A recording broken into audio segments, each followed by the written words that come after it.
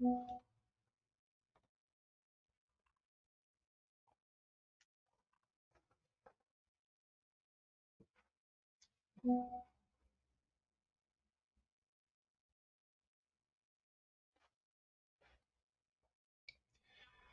morning, everyone. Welcome to another session of Off the Record with Cal Says Biz. I'm extremely excited today, man. I'm fired up. I hope you have your popcorn ready, and I hope you have your notepads as well because you're going to be going over some fabulous information here. I have a very exciting guest, man. I can't wait to bring Phil and introduce you guys to him. He's doing some amazing things as an entrepreneur, as a serial entrepreneur at that in his respective businesses. Just some quick updates before we get the show started. We have some amazing events scheduled coming up to next week. We will share these in the notes.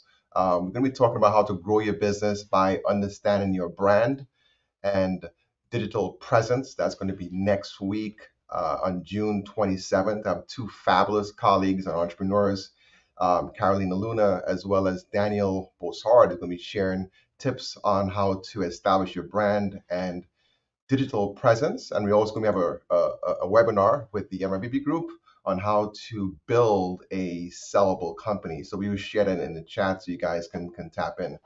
I'm really excited every Wednesday to share some people that I've met in my entrepreneurial journey that have touched me and have brought extremely high level of success in their business. If anything you can take away from today is, there's a lot of, success is a journey, right? There's a lot that you have to go through, and there's never really an end. There's always like hills and valleys. So I love hearing stories of entrepreneurs of how they got to where they're at today. And I'm extremely excited to bring my colleague here, Phil DePaul. I mean, Phil, just by the mere fact of you being here, I'm just truly excited. I know you are a crazy athlete and you've ran some triathlons and done some amazing stuff. And sports does kind of correlate to business, right? That competitive nature.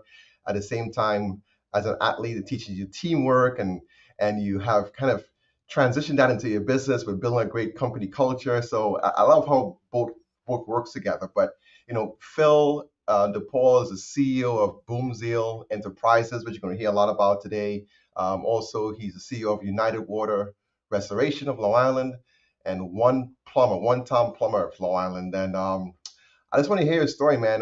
Phil, you might introduce yourself to our community. Most of the folks that tune in today, they are business owners, they're entrepreneurs, they're advisors that advise clients on how to grow, expand, and exit their company. So you're going to be talking today with Phil about from startup to acquisition, strategies for growth in the home services industry, which Phil is an expert in. So Phil, welcome, my friend. Yeah, I mean, expert is an overstatement, but you know what? We're going to have some fun. So I appreciate you earmarking some time for us to hang out here with some of our friends on LinkedIn and anybody who might be tapping in at a later date. But like you said, Phil DePaul, Boomzeal Enterprises. I'm still not really sure what that is. We see the pink plunger on my chest, and we'll talk about some of the service industries I've gotten into. I'd love to touch on what you said earlier before we deviate about sports and overlaying sports with life and with business. And I do it all the time, and I think that entrepreneurship and leadership has so many parallels to sports, whether it be team sports or independent sports. Like it's both things. So I've done, I have ran a couple of triathlons and done the New York City half marathon, which is a lot of fun. I've competed in some other things, and I just always love to put myself into challenging situations. That's the best way I could describe myself. So whether it's physical, and physical often translates to mental, because you don't just wake up one day and decide that you're going to climb a mountain. You better put some practice in. And business is no different. So I've been a serial entrepreneur for 5 years, and I've jumped into a handful of different business concepts, which we'll talk about. Franchises, non-franchises, acquisitions, startups. And I've been like a kid at the candy store. So I have experience, but I think that we're always acquiring expertise. Mm-hmm. And I don't think we ever reach the pinnacle of the mountain. So I just keep raising the bar on myself, on my life, on my team, and my businesses. So I like to hang out and chat with people who are like-minded. Thus, here we are, my friend. And chat that we will, man. I just love your story because I mean I'm a big sports fanatic as well. Haven't gotten to the triathlon stage yet, but as you get older, man, your bones don't work the same way when you're younger, right? So there are some limitations there, but Just it be does. careful. You don't use them, you lose them. So Well, I do my best to use them. So listen, I want to hear how do you, let's talk about your journey, man. Like you didn't wake up one day, you didn't go to school and say, hey, I'm going to be owner of a plumbing company.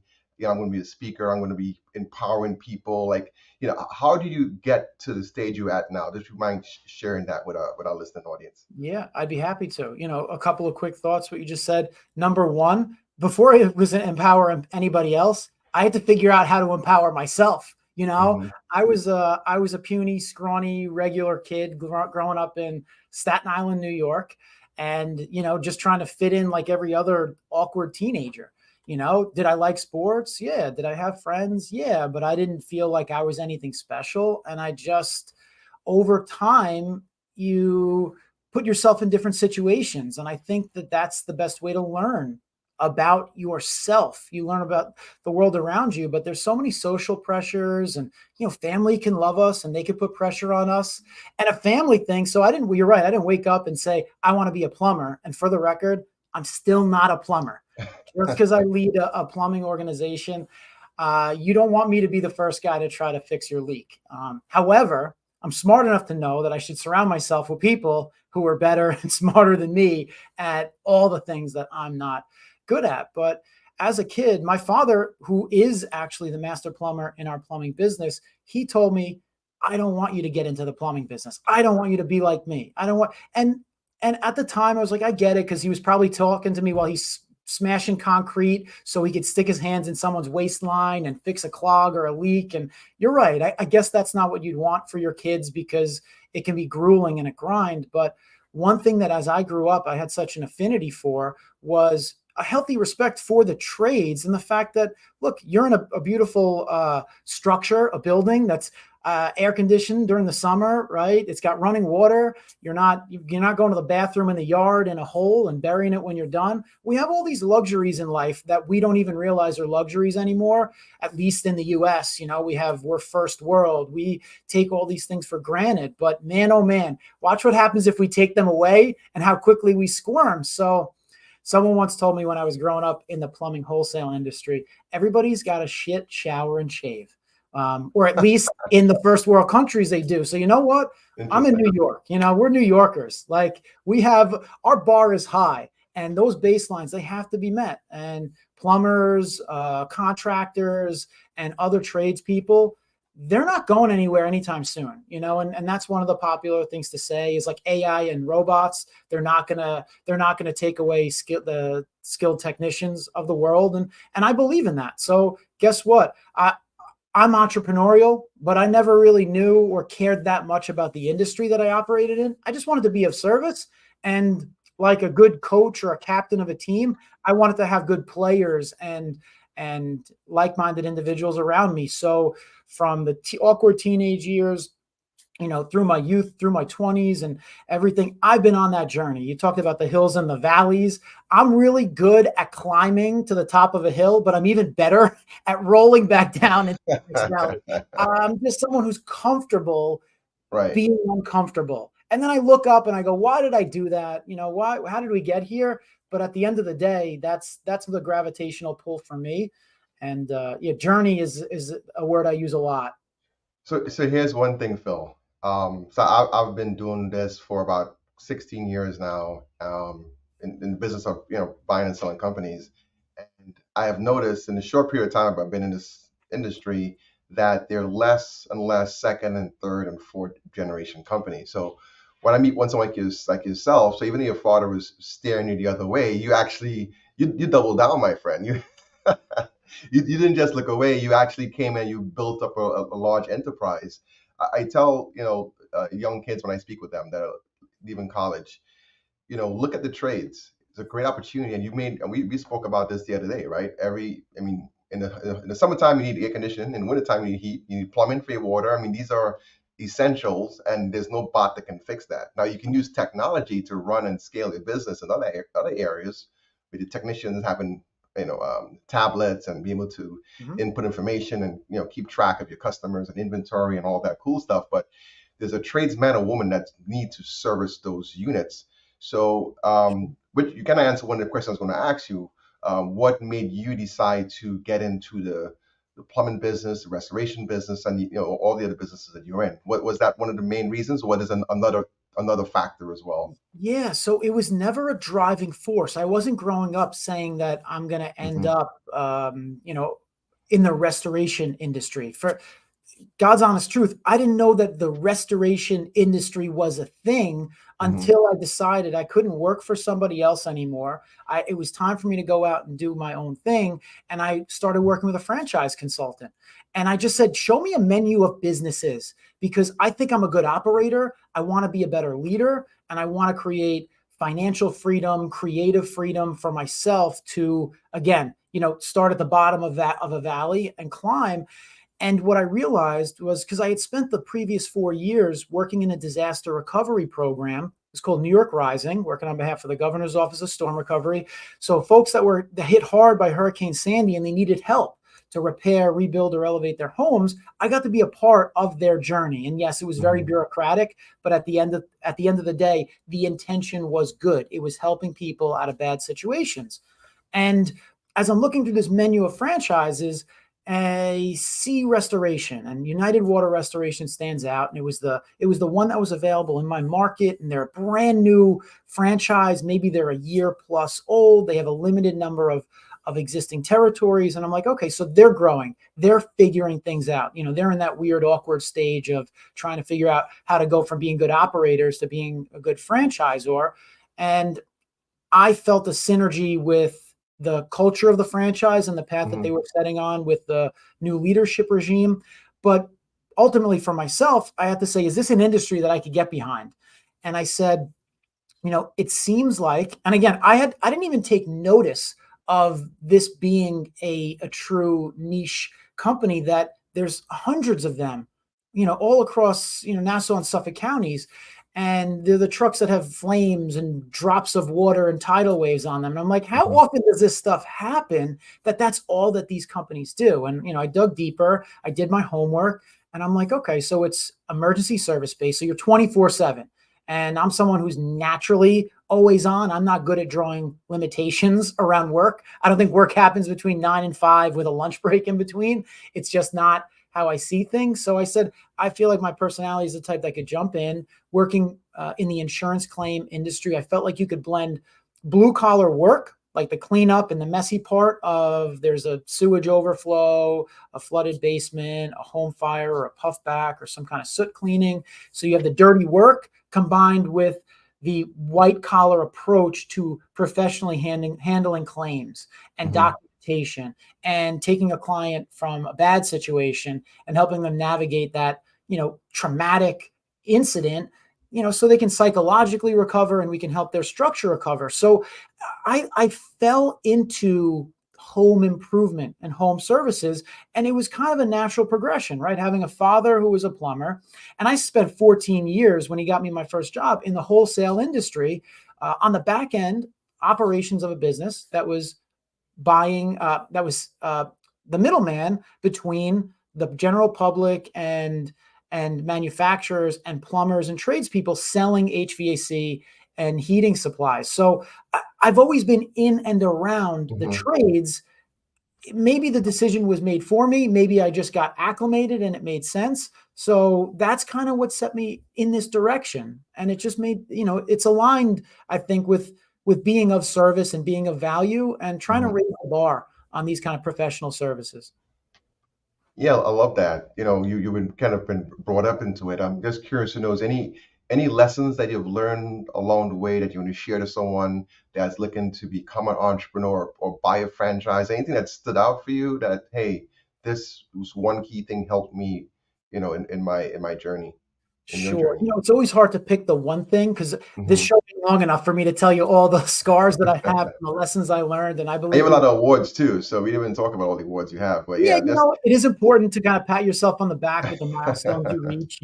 You said that, we've built a company, but we're building and we're always hmm building. And I'm building myself and I'm building myself as a leader. And, one piece of advice is like gain clarity, right? Because you can make a dollar doing just about anything in the world. So why do you want to go into business? Why do you want to be an entrepreneur? Are you already an entrepreneur? Have you already done entrepreneurial things? Have you started a club in school? Have you gathered your friends in the neighborhood to play organized sports? Do you gravitate towards making things happen, bringing people together and being of service? Or are your motivations aligned with something that might not produce the best results? Because what I've found is you learn a lot about yourself when you put yourself out front and getting comfortable being out front. When you start and when you go from being an employee one day and then the next day you say, I'm an employer, and then you got to convince the first person to come and work for you when you have no track record. You're like, yeah, I've been in business. I have 20 years of experience in management. And what is my paycheck going to clear? Like, I mean, that's a real question that's going to get hit at you. And then you're like, do I have enough insurance to cover the risks of hmm operating this business? Do I have licensing credentials? So if we're talking about the trades specifically, there are a lot of barriers to entry. And sometimes people get in and you don't get in by checking all the right boxes, and you might build yourself up on a house of cards because you might take on more risk than you can handle or not be able to build an enterprise behind you. And my goal hmm was never to be the hammer swinger or the wood chopper. I knew that I had to have a healthy respect for doing the activities. And when we started our restoration business, I was sleeves rolled up. I was the worst technician the company's ever seen. And ever since, I've brought in people who are better and better and better around me. hmm But as someone who was never in sales, you know what business you get into when you become a business owner? It's all sales. And you got to first sell yourself on who am I? Why should anybody work with me or for me? Why should anybody hire me? Am I worth a damn? Do I deserve the first dollar that my business is going to make? And then you got to convince people to be part of something. And then you have to define that something. And they're entrusting you to lead them somewhere that's onward and upward. And not everybody's ready for that. And it's the sooner you can start to realize that that's the journey, that's a leader's journey and an entrepreneur's journey. And sometimes it feels very lonely and very thankless.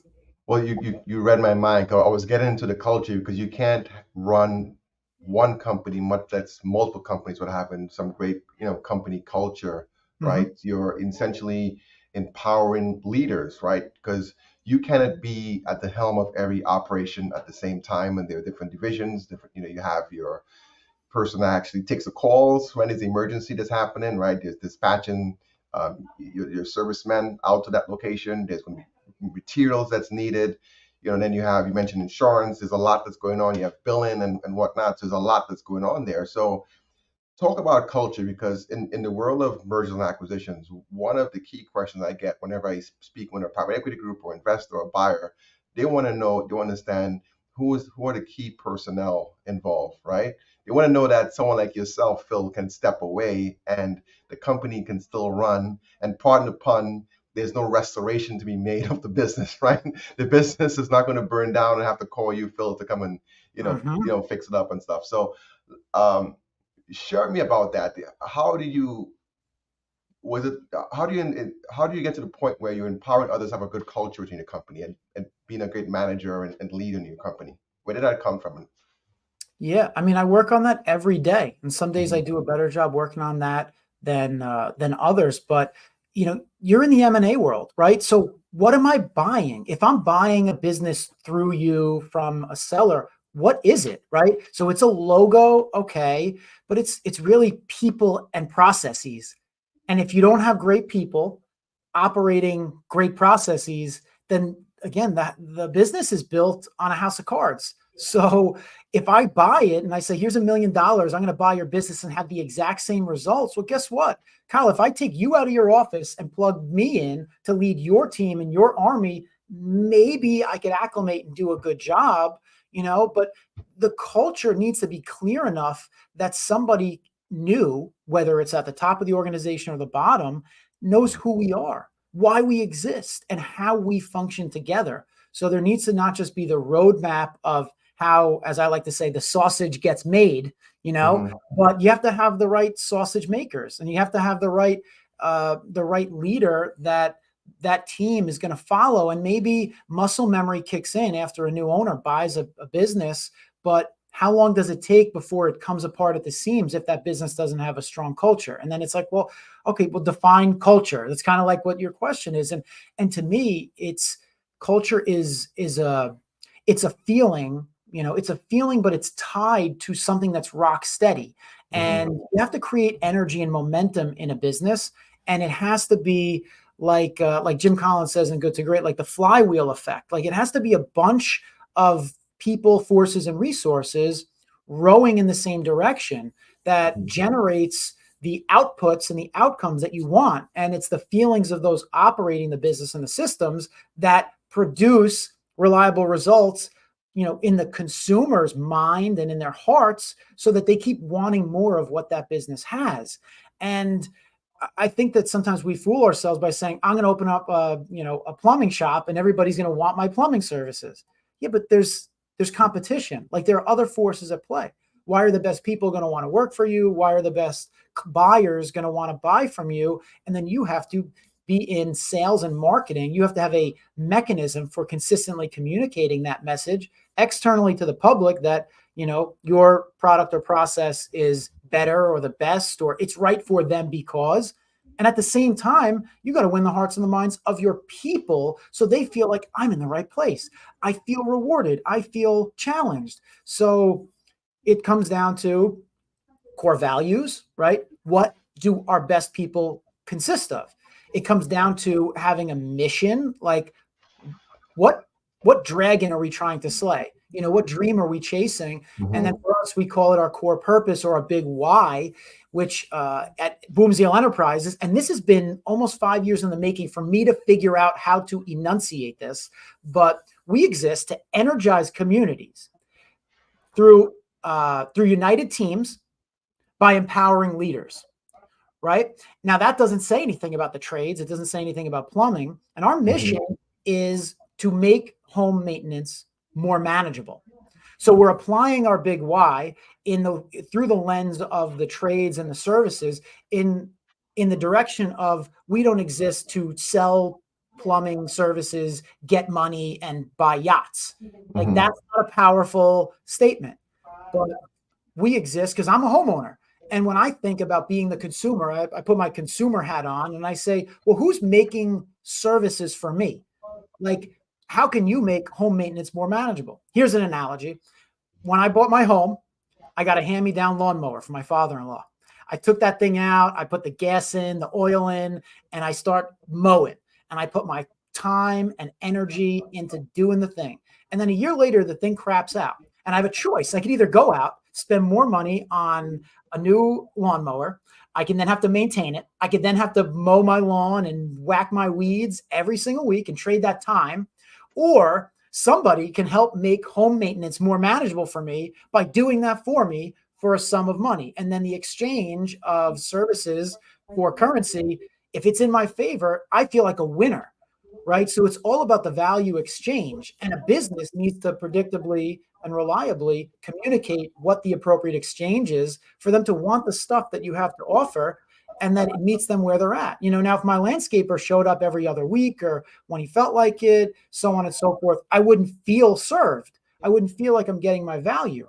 Just like if you're an employee, if you show up one day and I'm nasty and the next day I'm super happy and the next day after that I'm nowhere to be found, and then like today our initiative is to raise increase sales in this area, and tomorrow it's to cut costs and cut everybody's hours, and it's like who's steering the ship? Who are we? What's the guiding light? So what's happened, what I've uncovered jumping into a number of businesses here over the years is you uncover that there's got to be a common theme. And I had to challenge myself as the leader to become a visionary because I was an operator. I was an owner operator on day one. And then you have to evolve if you want to build something worth sustaining, of value, that I eventually want to come to you and Kyle, and I want to say, I need the NYBB group to go find the right buyer for the people and processes and systems that I've built that reliably predicts these, it produces these predictable outcomes for consumers so that they keep paying millions and millions of dollars every year, so that some other suitor would come in and want to buy my business. And in the immortal words of Michael Gerber, who was a big influence over 2 decades ago in my life as an entrepreneur on my journey, he said, if nobody buys it, then you buy it. So it has to be worth it to you to operate a business. You build a business to sell, and if nobody buys it, then that means that you did. So you sure as hell better get your money's worth.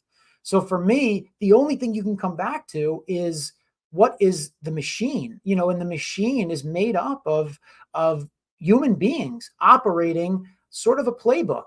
And I mean, the culture has to be driven towards those people being aligned towards a vision, towards a common goal, and that their center line brings them back to a set of values, a code of conduct. Like, this is how we operate. This is how we work together. So I've been having a lot of fun being the enforcer of our vision and values and playing the visionary role. Mhm. And it's fun, but it's challenging, and it's rewarding, but it's clarifying as well. And if you're an entrepreneur and you don't yet have that clarified, keep spending time with it. And it doesn't happen in a sitting.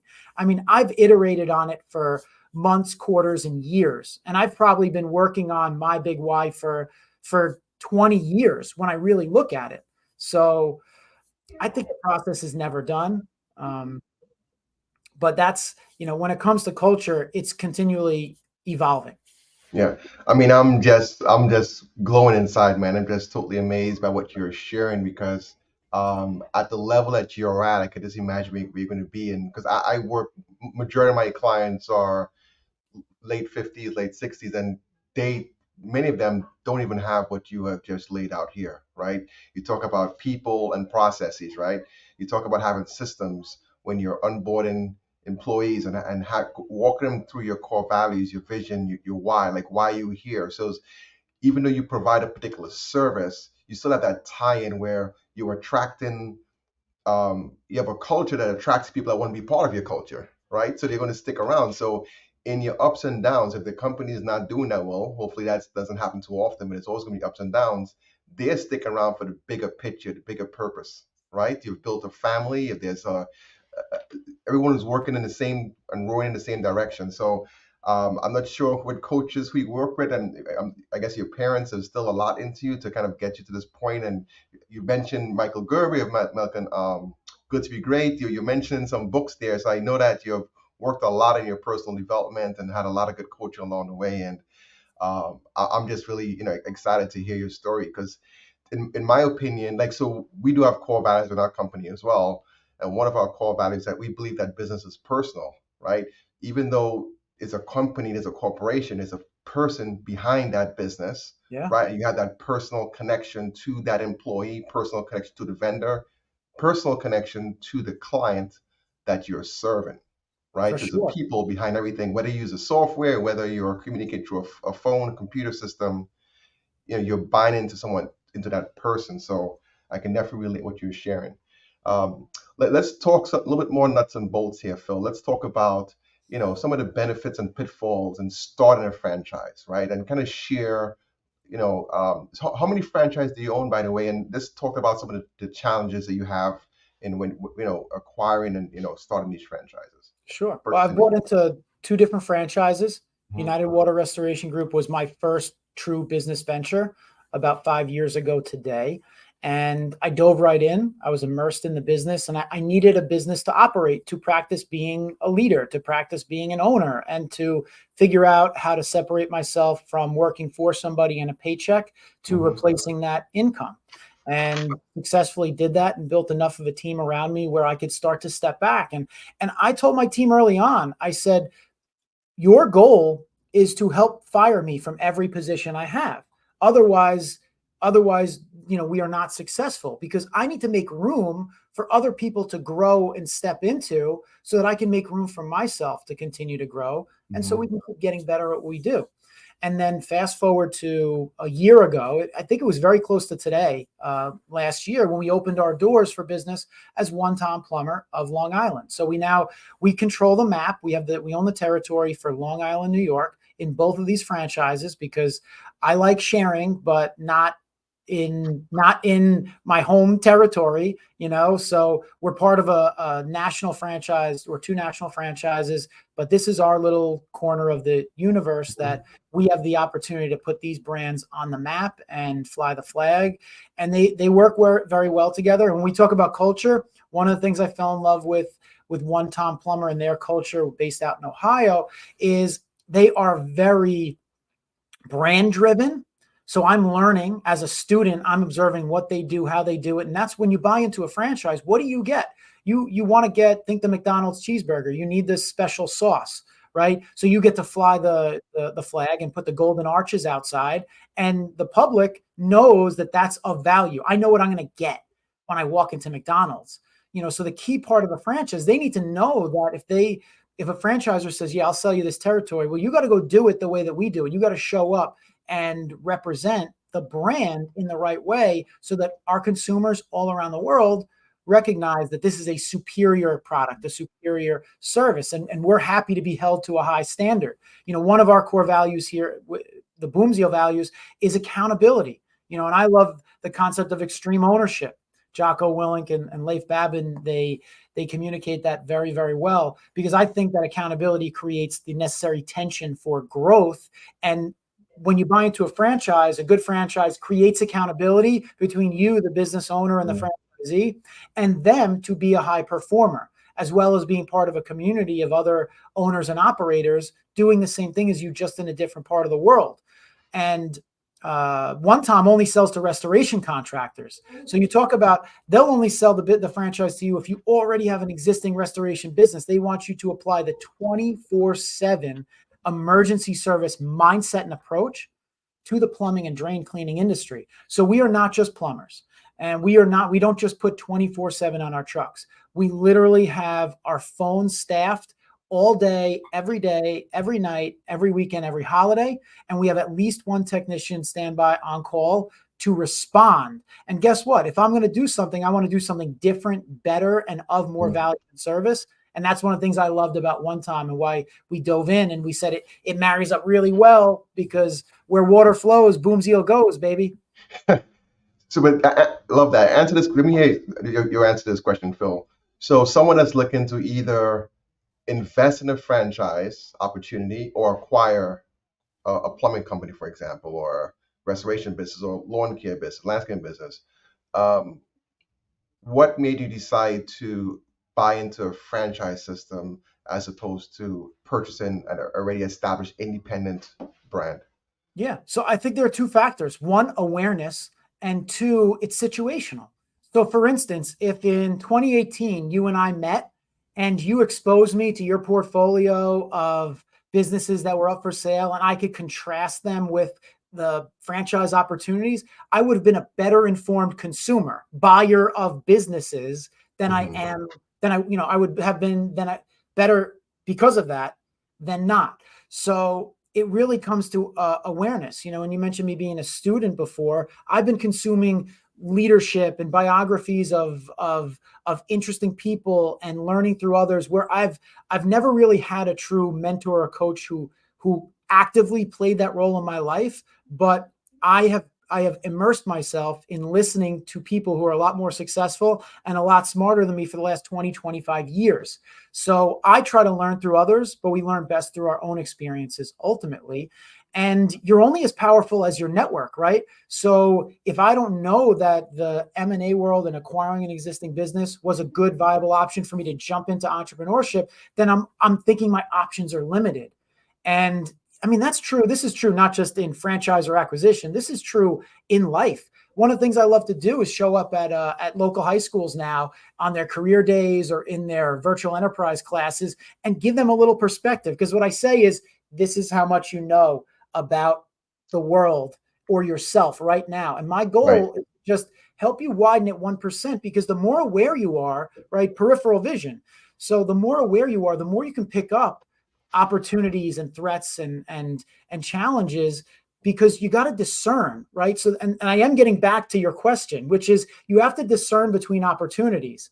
So not all opportunities are created equal. Not, they don't all present the same upside. They don't all come with the same degree of leverage that you might get out of it. Just because something is an opportunity and it could work or you could make it work, you got to know. And I do have a coach now, so I'm lying. David Meltzer, fantastic It influence was in my life fantastic. right Yes. now. You know, the abundance mindset. And he has this saying, timing, got to know your timing and your risk tolerance.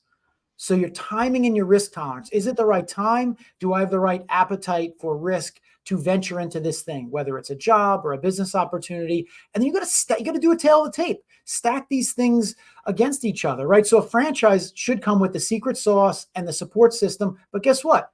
You then owe them a franchise fee to get in the game, to start up. You then owe them a royalty ongoing, versus if there's already an operator who has good people, right? Like key personnel, they have some type of culture, something that you could start with, and some kind of playbook or policies or systems. Then guess what? The value of that business, and the phone is already ringing. So you know which way I lean, and it may sound hypocritical because I'm a franchisee in two models. I lean towards acquisitions. I don't want to start up another business. The business startup process is painful and sucks and is a year of agony, because the first year of doing anything and trying to get the phone to ring and figuring out all of the nuances to that industry, trust me, if you can fast forward it, not just with the playbook, but with a business that's already in motion, the bus is already moving, I say start there first and then use the franchise model as a challenge against that.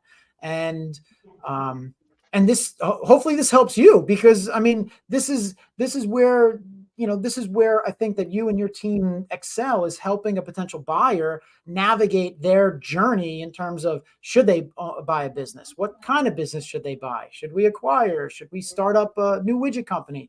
Should I buy into a franchise? These are all the opportunities that exist, and we just have to ask the right questions. So I feel like as I get better as an entrepreneur and as a leader, you just start to ask better questions. And you first start by looking in the mirror and asking them to yourself. Why am I doing this? What's my motivating factor? Am I just chasing paper? Do I want to be, more important than I am now? Do I want to be the front man in a business? And it's funny because here I am talking, business and branding and entrepreneurship as the front man of my business. And I always thought I was a behind the scenes guy.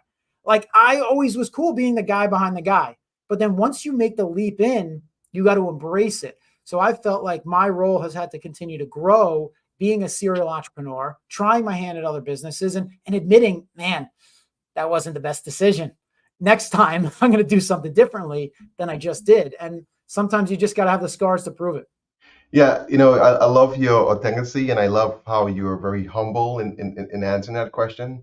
And you're right, you were exposed to opportunity, and the timing was right for you, and you just dive right into it. And now you have learned a lot being part of that franchise system, because franchises are going to come with processes, For right? They're sure. going to come with a blueprint. They're going to come with training. But not all franchises are created equal. In the Correct. case you have found two great ones, and you've doubled down again by purchasing the territory now that you control. Mm-hmm. You know, yeah. So my conversations daily are with buyers and helping them make the right decision in their purchase. And ideally, how I look at franchises and independent businesses, like if you want a system to follow, right? You want a process that you can follow, and you don't want to think too much out of the box. Like you want to, like you're not going to buy a Wendy's or run like a McDonald's, right? If you buy a Wendy's, you're going to buy into their process. The same way if you buy any other franchise. On the flip end, though, if you're looking to acquire a business, it's the same. It's almost the same thing as well, right? Does that business have a process that they follow, Yeah. right? Do they Otherwise, have what are you systems in buying? place? Do they have key personnel? Do they have good books and records? You're paying royalties, so you have to have good books and records because they're going to be tracking that, right? Because Mm-hmm. you're paying royalties, right? So it's almost the same thing, but at the same time, you're in a different space in your career now where your vision has opened up. So I'm just curious, what's your next move, my friend? What's next for Phil DePaul? It's focus. Less is more. I am in the season of less right now. I've tried a bunch of different things. I went to the buffet. Hmm. I tried a bunch of things and I got a stomach ache. So now, so I went home, right? Uh-huh. I had to deal with the after effects of eating some of the wrong things. And now I'm really looking at my diet and I'm trying to just intake, where does my energy go? Where does my time go? And how Hmm. can I get the biggest return on my time and my energy? Leverage myself so that I can be the most highly empowered leader, so that I can better unite teams and empower other leaders to do so, so that we can energize communities. Because otherwise, I just got a bellyache. And So doing are you looking to further establish more market share within your community? Or are you looking to yeah, acquire more territories or opportunities to maybe convert independents into franchise opportunities? Expand. Like what's your next move in merger and acquisition, if there is one, or if not, is you just plan on building your current organization organically? yeah, I mean, there's no tomorrow without today. So we ate some junk food. We undertook some unhealthy habits, and right now, doubling down, as you said before, on the Long Island market. Like it's a Hmm. Long Island. It's we're dense people who live in dense communities, right? And And I'm consume a one of lot them. of junk. Trust me, it's a two-way street. So there's so much we could do to further implant our brand as being different, special, and for the right buyers, especially when it comes to our plumbing business, our drain cleaning services, and our water damage cleanup services. These are our key core competencies and the ones that I'm excited and passionate about. So we've jumped into some other sectors, from construction to junk removal, and trying to figure how to play out each one of these situations, because the more hats that you Hmm. wear, the more fractioned you are. So you try to Hmm. build the right team around you. You try to navigate the financial constraints of starting up all these businesses. And listen, we built up some financial challenges in trying to launch all of these endeavors at the same time, and at the same time try to brand ourselves as Boomsdale Enterprises, which is another startup in and of itself, because it's the thing that links these different brands together. Hmm. So we're leading with uh, our plumbing and our restoration business, focusing on that and our people, and we're doubling down on our people, our training processes, and setting ourselves up for success, because the leadership culture is the most valuable thing that we have to scale. So before we try to do more things, and trust me, I want to do a lot more things. I want to create a lot more value in the marketplace. But the thing, my motivator is not purely personal gain and success. I feed off the energy that we create and we produce together behind the scenes, so that we can go out on the stage, which is, in someone's home or in their business, and fix their problem and add value. So before we try to do a lot of things good, I want to make sure that the things that we're doing now are off the charts phenomenal. I went from calling it 5-star service to 6-star service. All right. I want to focus on 6-star client experiences. Hmm. So that's what we're doubling down on here in Long Island: plumbing, drains, and water damage. I And from love that. there, I sky's the love that. limit. I love that. Now, as you wind down here, Phil, we may have some listeners that are looking to get into the home services industry. What's one quick tip you can give someone that's considering to get into home services? Yeah. So if you're on the outside looking in and you say, "Oh, home services, home improvement, the trades," right? There's a lot of opportunity. You're you're right. There's a lot of competition, because there are the barriers to entry between buying a toolbox and a van are minimal. But you got to figure out, what is your vision? Do you want to be the operator? Do you want to be the doer? Do you want to be the technician? Or are you trying to build an enterprise, and in what direction? And you better know the licensing requirements and regulations and all the other factors that make doing business hard, because doing business is hard, and doing business the right way in the trades, for a company that's going to be built to last, is even harder if you don't know what you're getting in for. So if you're not a subject matter expert in the industry, the specific niche in-home services that you want to get into, and some of them are more complex than others, right? Like electricians and plumbers, the licensing requirements are extremely stringent, and you got to do your homework. Whereas if you want to be some other kind of service professional, if you want to be a lawnmower, or you want to do some exterior gardening and things, it's different parameters, things that I'm not intimately familiar with. So you've got to get to know the business,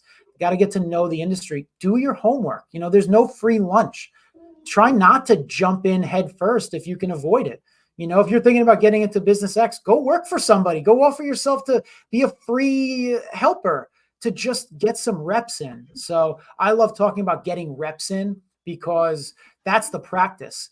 And the practice, if your mind is acting upon the thing that you're doing, then you're processing how to think, how to make decisions. So for me as an entrepreneur, my most powerful muscle is in between my ears, and it's the process of executing. You can't make a non-decision is a decision. It's just a decision made by somebody else or something else, right? The weather can't dictate your attitude or your mindset. You have to, you don't enter the storm, you got to be the storm. So that's the idea, is you have to be decisive. You have to figure out your own decision-making matrix, and how to figure out what to do next, and work on yourself. Look in the I mirror. think research is key. We always advise folks, if you're going to get into any business or even a franchise, interview other franchise owners, learn about it. There's a lot of, franchise do have to disclose Article 19. They have to disclose their business activities and so on. Yeah, Get access to FDDs. those reports. Um, interview other business owners. If you're going to get into personal individual business, go to the trade associations, read the reports. It all starts with research and then having a passion to help your community and be of service. Phil, I appreciate you joining today. You're a wealth. I feel like we could have spoken for like the rest of the day, man. But you have like a wealth of information. Your brain just works on a crazy level, man. I could see your brain just going. You see the smoke? Yeah, I can see it. Yeah, definitely. So where can people get a hold of you, and if anyone wants to get their plumbing fixed, how they can get a hold of Yeah, you? we have a lot of things going on. So we're streaming live on LinkedIn. You can look at me, in my my profile and the things that are on there on LinkedIn. But the best starting point for our companies, our services, joining our team, learning more about our culture, our mission, our big why, boomzeal.com. BOOM, like boom, zeal, ZEAL.com. And have fun with it. Give us feedback, and steal whatever you can to leverage your own power. Fantastic, man. And I've entered your information in the chat here so folks can get access to you via boomzeal.com. And just want to thank you, Phil, for your time and sharing your knowledge. I can't, I want to, I'm going to take a screenshot of you today. And then in 10 years, I think you're going to be you're going to be a TED speaker, man. You have so much drive and passion in what you do. And it's more Probably than on the just, bucket list. I love to more than share, more collaborate. than just in the business. So I'm grateful to grace your presence and share a stage here on. We're not just on LinkedIn, by the way. We're on Facebook and YouTube and Twitter and Instagram Awesome. as well. So appreciate one that's joined in. And Brian, yeah, we can definitely feel Phil's energy here. So thank you for joining us. Um, that's all, folks. Enjoy the rest of the day and have a great one. And thank you, Phil, for being part of the It program. was a And pleasure. Thanks, Kyle. Thanks, everybody. thank you so much. Bye.